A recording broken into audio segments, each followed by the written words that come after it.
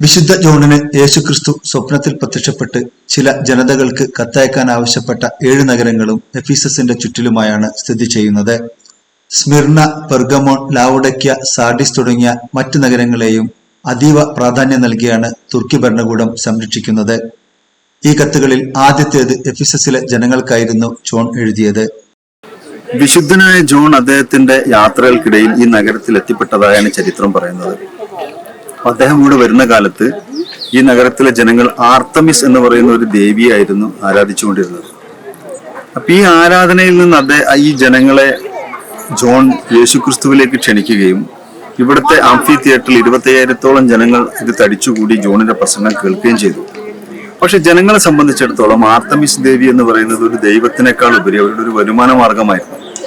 ഈ നഗരത്തിലേക്കുള്ള സഞ്ചാരികളുടെയും അതുപോലെ ആർത്തമിസ് ദേവിയുടെ വിഗ്രഹം വിൽക്കുന്നതും മറ്റും വഴി അവർക്കുണ്ടായിക്കൊണ്ടിരുന്ന ഒരു വലിയ വരുമാനം നഷ്ടപ്പെട്ടു പോകുമെന്നാണ് അവർ മനസ്സിലാക്കിയത്.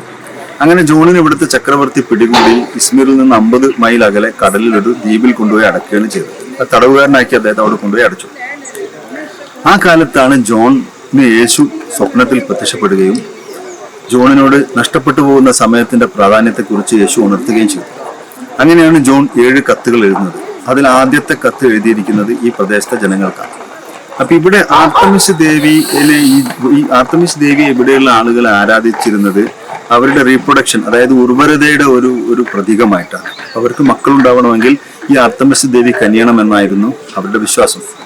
അപ്പൊ ജോൺ അദ്ദേഹത്തിന്റെ കത്തിൽ പറയുന്നുണ്ട്, നിങ്ങൾക്ക് ഞാൻ നിത്യതയുടെ ഒരു മരം തരും, എന്നേക്കുമുള്ള ഒരു മരം. ആ മരത്തിൽ വിശ്വസിക്കുകയാണെങ്കിൽ നിങ്ങൾക്ക് ഞാൻ സ്വർഗം തരുമെന്ന് അദ്ദേഹം പറയുന്നുണ്ട്. അപ്പൊ ഈ മരവും ആർത്തമിസ് ദേവിയും ഒക്കെ ഒരു വലിയ പ്രതീകമായിരുന്നു. ഇവിടെ അങ്ങനെ ഒരു മരം പുരാതന കാലത്ത് ആർത്തമിസ് ദേവിയുടെ പേരിൽ ഉണ്ടായിരുന്നു എന്നാണ് ഐതിഹ്യം പറയുന്നത്.